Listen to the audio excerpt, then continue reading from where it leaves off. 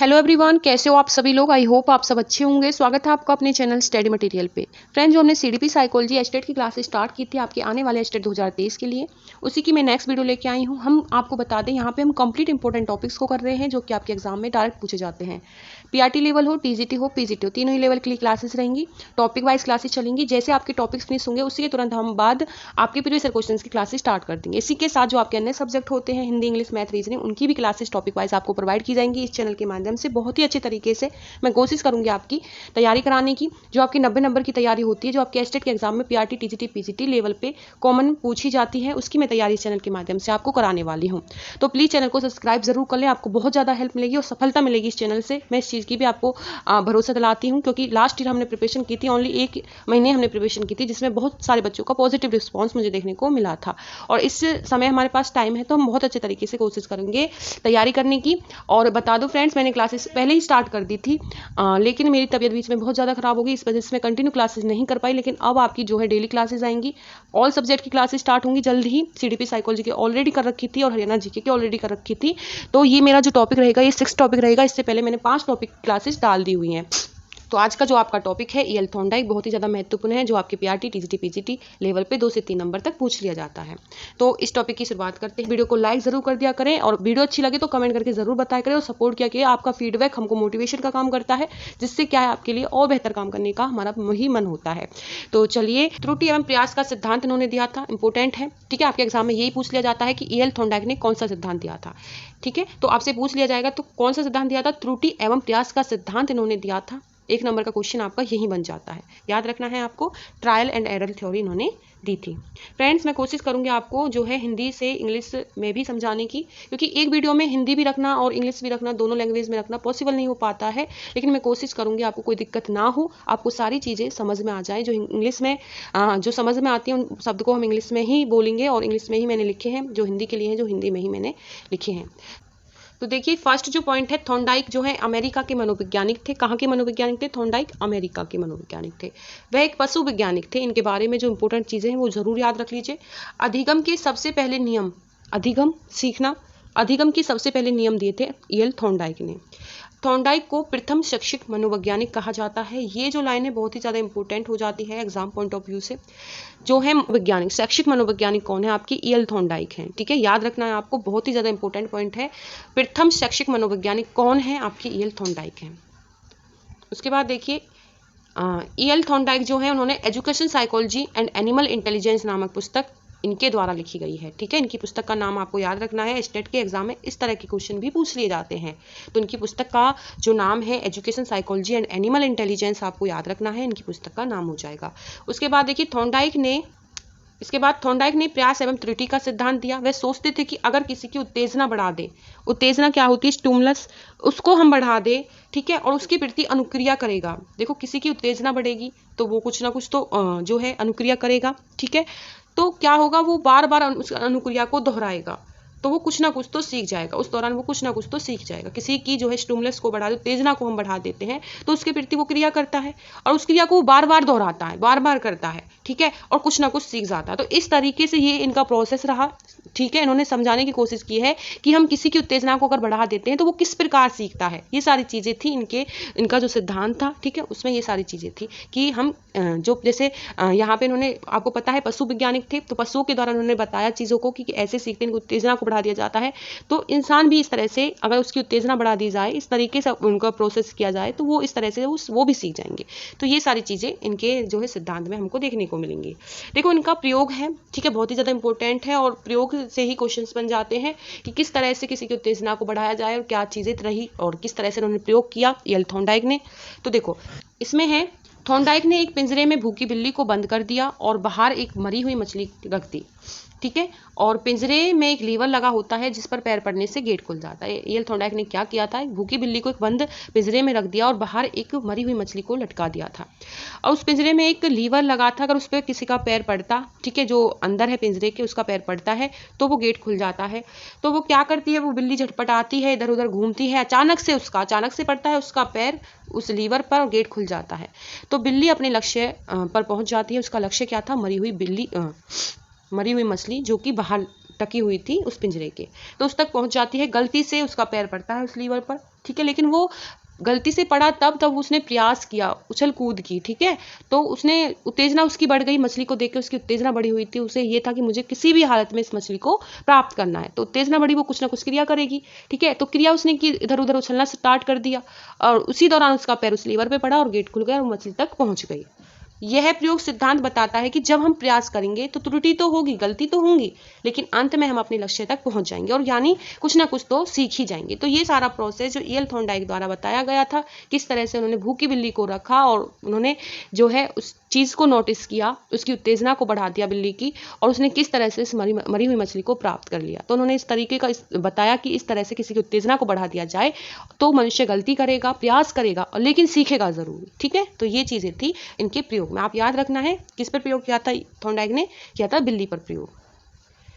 उसके बाद है आपके जो नेक्स्ट पॉइंट है, थॉर्नडाइक ने 2 नियम दिए जो कि बहुत ही ज़्यादा इंपॉर्टेंट है, जो कि आपके एग्जाम में पूछे जाते हैं। एक तो नियम है मुख्य नियम, एक को कहते हैं हम गौण नियम, ठीक है। 2 नियम दिए थे ईएल थॉर्नडाइक ने, मुख्य नियम और गौण नियम। सबसे पहले करते हैं हम पहले नियम को, जो कि मुख्य नियम है। प्राथमिक नियम भी इसको कहते हैं, इसका दूसरा नाम भी याद रख लेना। मुख्य नियम को कौन सा नियम भी कहा जाता है? प्राथमिक नियम, प्राइमरी लॉ। तो प्राइमरी लॉ में भी जो आपके नियम आते हैं वो आते हैं अभ्यास का नियम, ठीक है, तत्परता का नियम और प्रभाव का नियम। ये 3 जो नियम है देखने को मिलते हैं आपके मुख्य नियम में, प्राथमिक लॉ में, ठीक है। तो सबसे पहले जो अभ्यास का नियम, लॉ ऑफ एक्सरसाइज क्या होती है, यह नियम बताता है कि किसी काम को हम जितना अभ्यास करेंगे उससे उतना ही ज्यादा सीखेंगे, ठीक है। अभ्यास का नियम, जैसे कि आपको नाम से भी समझ में आ रहा है अभ्यास का नियम। अभ्यास का मतलब किसी काम को आप जितना करोगे, जितना आप उसकी प्रैक्टिस करोगे, आप उस काम को उतना ही सीख जाओगे। तो बस ये नियम इतना ही कहता है, आपको याद रखना है, नाम याद रखना है, अभ्यास का नियम, लॉ ऑफ एक्सरसाइज। यह नियम बताता है कि किसी काम को हम जितना अभ्यास करते हैं वो उतना ही अच्छे से हम उसको सीख जाते हैं। जो आपका मुख्य नियम का फर्स्ट पॉइंट है वो हो चुका है। सेकंड जो पॉइंट है वो है तत्परता का नियम। तत्परता का नियम क्या कहता है? Law of radiance. ये कहता है, यह नियम बताता है कि किसी काम को करने के लिए हम जितने तत्पर रहेंगे, जितने उस काम के लिए हम तत्पर रहेंगे, उस काम को उतना जल्दी ही सीखेंगे। अब देखो, आपको ये है कि एस्टेट का एग्जाम क्रैक करना है, किसी भी तरह करना है, और आप इस चीज़ के लिए जितने तत्पर हो तो आप उस काम को ज़रूर कर जाओगे, क्योंकि आपका मन है, आप उस काम को करना चाहते हो, अपनी मंजिल को प्राप्त करना चाहते हो। तो पहली सीढ़ी एस्टेट है आपकी, तो आप जितना तत्पर हो उस चीज़ के लिए तो आप उस चीज़ को उतना ही, आपका मन भी होगा और उस चीज़ को आप इतने ही मन से करोगे तो आप सफलता जरूर पाओगे। तो यही बताता है तत्परता का नियम, ठीक है। किसी काम को करने के लिए हम जितने तत्पर रहेंगे उस काम को हम उतना ही जल्दी सीखेंगे। थर्ड जो होता है वो होता है प्रभाव का नियम, लॉ ऑफ इफेक्ट, ठीक है। इसमें क्या होता है, यह नियम बताता है कि यदि सीखना संतोषजनक हो तो सीखना तीव्र हो जाता है, यदि सीखना असंतोषजनक होगा तो सीखना संभव नहीं होता। थॉर्नडाइक ने इस नियम में पुरस्कार और दंड को महत्व दिया। आप कैसे दिया है, देखिए, सीखना संतोषजनक का मतलब क्या है और असंतोषजनक का मतलब क्या है। अगर सीखना संतोषजनक है, अगर आप किसी को मोटिवेट करते हो, जैसे कि आपका बच्चा है एग्जाम में फेल हो गया, ठीक है, अगर आप उसको डांटोगे, ठीक है, डांट लगाओगे और पिटाई लगाओगे कि तूने फेल हो गया, पढ़ाई नहीं की, ये नहीं किया, तो क्या होगा, वो आगे उस काम को करने से डरेगा, ठीक है, आगे। लेकिन अगर वो उसी चीज़ को आप ना करके उसको मोटिवेट करोगे, उससे समझाओगे, ठीक है, और उससे कहोगे कि कोई नहीं बेटा, तू कोशिश करता रहे, तू प्रथम भी आएगा, फर्स्ट भी आएगा और सारी चीज़ें तू सीख भी जाएगा, तो उस चीज़ का प्रभाव किस तरह से पड़ा उस चीज़ पे, आपने उसको नेगेटिविटी में ले गए, उसको पॉजिटिविटी में उसको ले गए, ये चीज़ें डिपेंड करती हैं। तो अगर सीखना संतोषजनक है, ठीक है, सही दिशा है, मोटिवेट बच्चे को रखा है, तो वो अच्छे से सीखेगा। अगर उसको वहीं पे डिमोटिवेट कर दिया, वहीं पे उसे नेगेटिविटी दिखा दी, सारी चीज़ें दिखा दी कि तू कर ही नहीं पाएगा, कभी नहीं होगा तुझसे, तो उसका आगे सीखना जो है वो भी अच्छे से नहीं हो पाएगा। तो ये दोनों चीज़ें इफेक्ट डालती हैं, ठीक है। पुरस्कार देते हैं तो बच्चे मोटिवेट होते हैं, दंड देते हैं तो बच्चे डरते हैं, तो दोनों चीज़ों से प्रभाव पड़ता है। इसी को कहते हैं प्रभाव का नियम, किसी चीज़ पर प्रभाव पड़ना। तो ये आपको याद रखना है, तीनों पॉइंट याद रखने हैं जो कि आपके मुख्य नियम में आते हैं। फर्स्ट मुख्य नियम, जिसका पहला पॉइंट था अभ्यास का नियम, अभ्यास जितना करोगे चीज़ को उतना ही जल्दी सीखोगे। तत्परता का नियम, जितना आप तत्पर रहोगे उस चीज़ को उतना जल्दी सीखोगे। प्रभाव, कैसा प्रभाव पड़ रहा है, पॉजिटिव या नेगेटिव, तो आप उस चीज़ को ऐसे ही सीखोगे। तो उसके बाद करते हैं हम सेकंड जो नियम है, गौण नियम, सेकेंडरी लॉ, ठीक है। इसमें क्या होता है, मनोवृत्ति अभिवृत्ति का नियम, लॉ ऑफ डिस्पोजिशन। इसमें क्या होता है, ये आपके गौण नियम का प्रथम पॉइंट है, मनोवृत्ति अभिवृत्ति का नियम, लॉ ऑफ डिस्पोजिशन। यह नियम हमें बताता है कि किसी भी काम को करने के लिए जितनी हमारी पॉजिटिव अभिवृत्ति होगी, ठीक है, पॉजिटिव अभिवृत्ति मतलब पॉजिटिव एटीट्यूड होगा, तो उससे उतना ही हम ज़्यादा उस काम को सीखेंगे। अगर अभिवृत्ति कम होगी तो उसे हम कम सीखेंगे। मतलब जो हमारे ऊपर डिपेंड करेगा कि हम कितना उसके लिए पॉजिटिव हैं, कितना उसके लिए हम पॉजिटिव अभिवृत्ति रखते हैं, करना चाहते हैं, कितना उस चीज़ को नहीं करना चाहते। तो ये हम पे डिपेंड करता है। ठीक है, अगर आप चाहते हो कि हाँ मेरा एस्टेट का एग्जाम हो, मेरी गवर्नमेंट जॉब लगे, तो ठीक है। अगर आप ये सोच रहे हो कि अगर हो जाए तो ठीक है, नहीं होता है तो कुछ और करेंगे, ये करेंगे वो, तो अगर आप तत्पर नहीं हो, एस्टेट के एग्जाम को क्रैक करना ही नहीं चाहते, आपको ये हो जाए तो ठीक है, नहीं हो तो भी ठीक है, तो ये दोनों चीज़ें इफेक्ट करती हैं। ठीक है, कि आप कितना पॉजिटिव अभिवृत्ति रखते हो उस चीज़ के लिए, कितनी आप नेगेटिव अभिवृत्ति रखते हो, तो दोनों चीज़ें आपकी हो जाती हैं। मनोवृत्ति, आपकी अभिवृत्ति जो है डिपेंड करती है आप पर। उसके बाद जो सेकंड पॉइंट रहेगा आपका गौण नियम में, वो है आपका आंशिक क्रिया का नियम, लॉ ऑफ पार्शियल एक्शन। यह फ्रेंड्स, अगर वीडियो अच्छी लग रही हो तो प्लीज़ वीडियो को अभी लाइक कर दीजिए। आपके नीचे यहाँ पे एक थंबनेल का इस तरह से साइन आ रहा होगा, इस पर क्लिक करना है और वीडियो लाइक हो जाएगी। प्लीज़ वीडियो को लाइक ज़रूर कर दें और कमेंट करके ज़रूर बताना कि वीडियो हमारी कैसी लग रही है, और अच्छी लग रही हो तो चैनल को सब्सक्राइब भी ज़रूर कर लेना, जिससे क्या है आने वाली वीडियोज़ आपको मिलती रहें। इसी तरह से आपके बाकी सब्जेक्ट क्लासेस मैं डालना स्टार्ट कर दूंगी। आपको 2 से 3 क्लासेस मिलने वाली हैं। 2 महीने में आपकी कंप्लीट एस्टेट की प्रिपरेशन हो जाएगी। बस आप अपना थोड़ा सा जो आपका सब्जेक्ट होता है टीजीटी पीजीटी में, उस पर फोकस कर लेना थोड़ा सा। बाकी आप 90 नंबर की तैयारी चैनल से करते रहिए। आपका एस्टेट का एग्जाम 100% नहीं 200% निकल जाएगा, इस चीज़ की गारंटी हम देते हैं। ठीक है, आंशिक क्रिया का नियम क्या कहता है? इस नियम के अनुसार हम अपने पूरे कार्य को छोटे छोटे भागों में विभाजित करें तो यह अधिक शीघ्र और सरल हो जाता है। कैसे? जैसे एस्टेट का एग्जाम है, उसमें जो आपके सब्जेक्ट हैं उनको आप अलग अलग प्रिपरेशन करते हो। ठीक है, तो छोटे छोटे भागों में डिवाइड करते हो। जैसे कि जो है आपकी स्टेट के एग्जाम में रीजनिंग होती है, रीजनिंग को आप प्रीवियस क्वेश्चन से ही कर सकते हो। उसके लिए आपको टॉपिक की जरूरत नहीं है, आप प्रीवियस क्वेश्चन करते हो तो वहीं से आपके टॉपिक भी क्लियर हो जाएगा और आपको पता चलेगा किस टाइप के क्वेश्चन आपके एग्जाम में पूछे जा रहे हैं। ठीक है, उसी के साथ जैसे कि आपकी सीडीपी साइकोलॉजी जो 30 मार्क्स की आती है, उसके लिए आपको टॉपिक करना बहुत ज्यादा इंपॉर्टेंट होता है। लेकिन इसमें भी आप क्या करोगे, जो बहुत ज्यादा इंपॉर्टेंट टॉपिक उनको एक साइड रख लेते हो, जो कम इंपॉर्टेंट उनको एक साइड, और जो बिल्कुल ही इंपॉर्टेंट नहीं है वो एक साइड।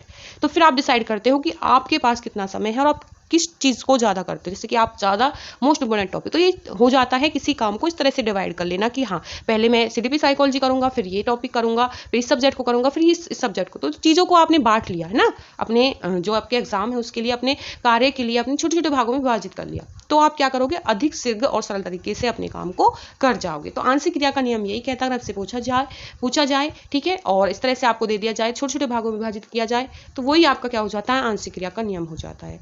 आपको मैं आशा करती हूँ कि आपको जरूर समझ में आ रहा होगा। उसके बाद देखिए आपका जो लास्ट पॉइंट रहेगा गौण नियम का, वो है आपका आत्मीकरण का नियम, लॉ ऑफ एसिमिलेशन। क्या होता है, बहुत ही ज्यादा इंपॉर्टेंट हो जाता है लॉ ऑफ एसिमिलेशन। इसमें क्या है, इस नियम के अनुसार हम नवीन एवं नए ज्ञान को अपने पूर्व ज्ञान के साथ जोड़कर इसे स्थायी बना लेते हैं। मतलब जो आपने पहले सीखा है, ठीक है, पहले सीखे ज्ञान को, जो नवीन ज्ञान जो अब का ज्ञान है, उस पहले ज्ञान को उसमें ऐड कर लेते हो, तो उसको और क्या बना लेते हो, स्थायी बना लेते हो और अच्छे से उसको करते, इससे अधिक सुगम और सरल हो जाता है। ठीक है, इसी को कहा जाता है आपका लॉ ऑफ एसिमिलेशन, कि पहले ज्ञान को, पुराने ज्ञान को नवीन ज्ञान में जोड़ दिया। जैसे कि आपके बीएड में जो चीजें आपने पढ़ी, सीडीपी साइकोलॉजी पढ़ी होगी, ठीक है, बहुत सारे सब्जेक्ट जो कि आपके अब काम आएंगे, जो एस्टेट का एग्जाम हो गया, सी टेट का एग्जाम, अन्य टेट के एग्जाम हो गए, तो उनमें ये चीजें काम आएंगी। तो पहला ज्ञान, ठीक है, पुराना ज्ञान आपके इस ज्ञान में काम आ रहा है, तो वही आपका क्या हो जाएगा, आपका लॉ ऑफ एसिमिलेशन हो जाएगा, आत्मीकरण का नियम हो जाएगा। आई होप ये पॉइंट भी क्लियर हो गया होगा। उसके बाद सहचर्य क्रिया का नियम, लॉ ऑफ एसोसिएटिव शिफ्टिंग, ये क्या होता है, इस नियम का अभिप्राय पहले की गई क्रिया को अन्य परिस्थिति में भी उसी प्रकार करना। जैसे कि आपने इस नियम में क्या कहता है, जो पहले क्रिया की हैं अन्य परिस्थिति में भी उसी प्रकार करना। जैसे आपने पहले चीजें सीखी हैं और आगे भी आप उसी चीज को आगे कंटिन्यू करते हो, सहचर्य क्रिया का नियम हो जाता है। उसके बाद लास्ट जो पॉइंट रहेगा, बहु प्रतिक्रिया का नियम, लॉ ऑफ मल्टीपल रिस्पॉन्स। इसमें क्या होता है, इस नियम के अनुसार हम नया कार्य सीखते समय अनेक प्रतिक्रियाएं हम प्रयास करते हैं, बिल्कुल करते हैं। कोई भी नया कार्य करेंगे तो हम बहुत सारी चीजें करेंगे, अनेक प्रतिक्रियाएं प्रयास भी करेंगे, तथा उसके बाद उसे कार्य को करने की सही विधि हमें मालूम हो जाती है ना।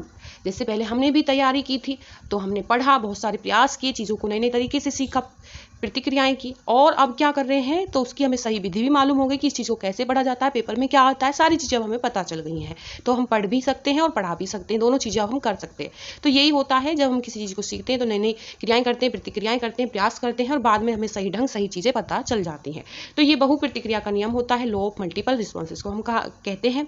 ठीक है, आई होप ये पॉइंट भी क्लियर हो गया होगा। तो ये था आपका ईएल थॉर्नडाइक का जो टॉपिक है, बहुत ही ज्यादा इंपॉर्टेंट, एग्जाम में हमेशा आता है और आगे भी आएगा। कोई भी टेट का एग्जाम एग्जाम वहाँ भी पूछा जाएगा, ना सिर्फ एस्टेट में, सभी के लिए आपके इंपॉर्टेंट रहेगा। तो आपका ये टॉपिक क्लियर हुआ, यहीं से आपकी सारी चीज़ें क्लियर हो जाएंगी, यहाँ से एक भी चीज़ बाहर नहीं जाने वाली है। ठीक है, जल्दी ही आपका नेक्स्ट टॉपिक आएगा, तो चैनल को सब्सक्राइब जरूर कर लेना। वीडियो कैसी लगी कमेंट करके जरूर बता देना और वीडियो को लाइक कर देना। ठीक है, तो ये आपका चैनल का नाम हो जाएगा स्टडी मटेरियल। और आपको बता दो, जैसे ही आपके कंप्लीट सीडीपी साइकोलॉजी के टॉपिक होंगे, उसके बाद प्रीवियस ईयर क्वेश्चंस के टॉपिक होंगे, फिर आपकी एक मैराथन आएगी जिसमें आपका कंप्लीट रिवीजन हो जाएगा। ठीक है, इस तरह से, इस प्रोसेस से मैं आपकी जो है एस्टेट की तैयारी करा रही हूँ। इस तरह से मैं आपकी एस्टेट की तैयारी कराने वाली हूँ। तो मिलते हैं नेक्स्ट वीडियो में, तब तक के लिए आप सभी का धन्यवाद।